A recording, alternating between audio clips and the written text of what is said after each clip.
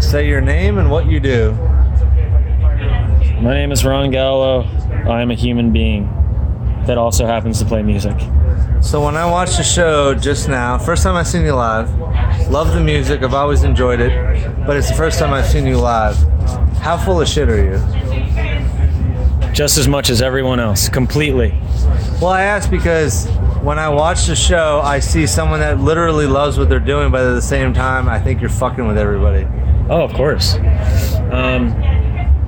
Yeah, I think that there's a lot of freedom in kind of realizing, not in a nihilistic way, but in a beautiful way, that none of this really matters.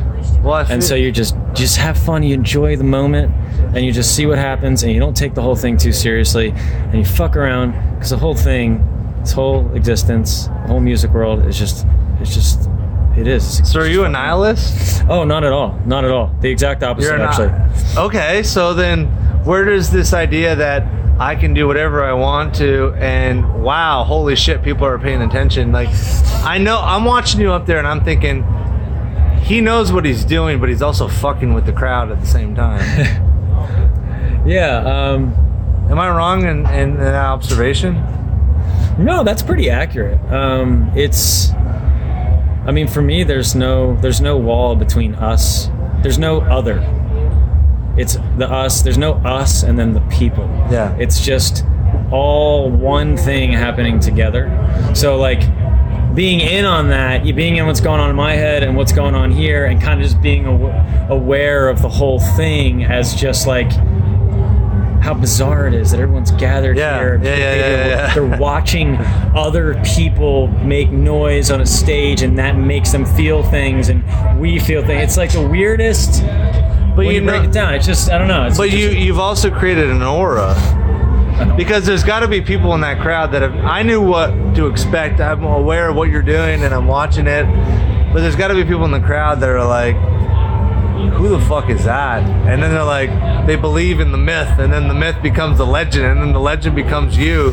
Like, there's got to be part of you where you're sitting there like, people in the background are taking me seriously when I'm fucking with them right now. I think it's hilarious and a beautiful thing, and it's the only way to come on, like, you know what I'm saying. I do. No, I absolutely do. I think it's the only way to keep going, because I think the second I like start taking myself seriously and like, yeah, man, like that is just over for me. I'll fucking die. Give me all the beers, man. It's over. It's over at that point. No, it's just, you've got to keep it light, got to keep it fun.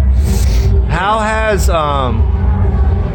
has your trajectory changed since that Broadway video came out?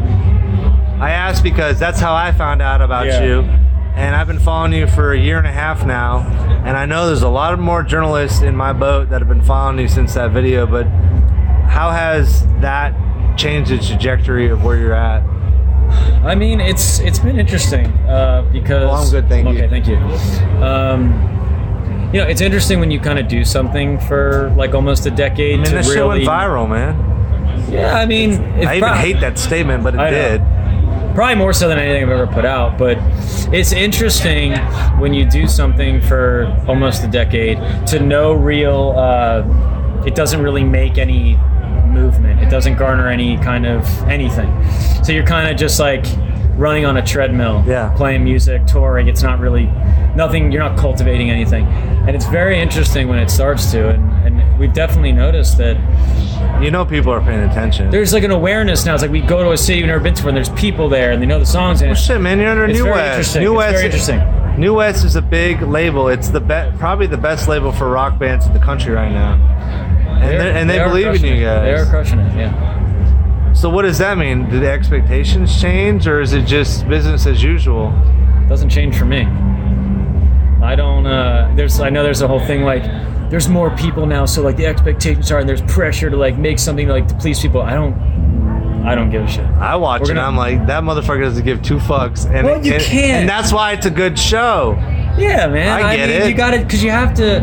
I'm in on the joke, is what I'm saying. Of course. I'm in on the joke. When people make their first record or they start making music, they make it for themselves. Yes. So as long as you keep making stuff for yourselves and doing things for yourself, and that comes from a genuine place, then there are no pressures or expectations, because you kind of live to your own and you create from what is true to you. And as long as you do that, then it doesn't even matter. It doesn't change anything. So what's it been like now? I mean, you went to Europe and you guys are with New West. New West is a big boost, man. That's awesome. A great label. It's great. It really is. That's a great label. So then, does that mean that like the joke's gone too far?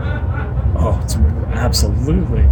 Is that what that means? The joke's gone too far? Maybe, yeah. I feel like if it were to end tomorrow, you'd be like, well, that was fucking cool. That is exact. I think about it all the time. Going and, living out in the middle of nowhere and like making bread or something. Yeah, and be like, one time I played Bonnaroo and... Yeah, because it just... It's absurd. It's all absurd. It is all... I could not agree with you more. And as a journalist, I see the absurdity of it. Yeah, that's wonderful. But I also understand the beauty of what you're doing. And you really are putting rock and roll back on the map for me. Beautiful. I love that. Like, it's good, man. It's good. You know it's good, but at the same time, I'm watching you and I'm like, man, he's fucking with everybody right now. But it's out of love. It's not like a snarky thing. It's like, it's just kind of all in something really funny together. I mean, well, it's also harkens back to what we love about rock and roll. Like, there were bands that were fucking with, like, when I was up there, I was like, I look at Ron Gallo and I think it's the Talking Heads with a hard rock edge. Because David Byrne loves to fuck with people. And that's the same shit, man. Yeah. He wants to fuck with you lyrically and also what you see on stage. Totally. No, so you walk away and you're like, wait a second, that's what that meant? Oh, I get it. I love that. But I love that. You're a hard rock David Byrne, man. Hard rock David Byrne. Hard rock cafe, baby. What's this journey meant for you? Like, I know that it's just starting, but like the last couple of years have been pretty intensified. They have.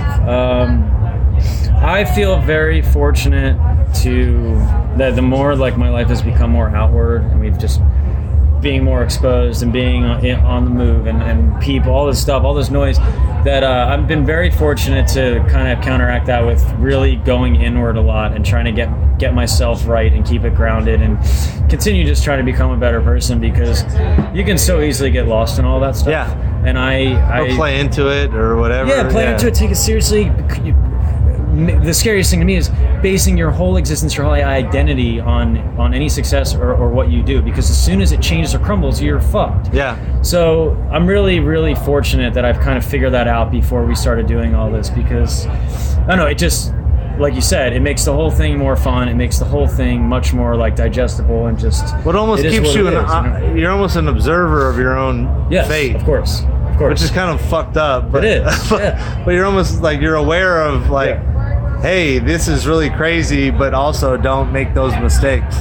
Totally. You know? And for me now, like, none of this is really for me. Well, just even being interviewed. Like, a couple years ago, I could get an interview real quick with you, and then today they're like, well, you might be interview number 5, and I was like, what the fuck?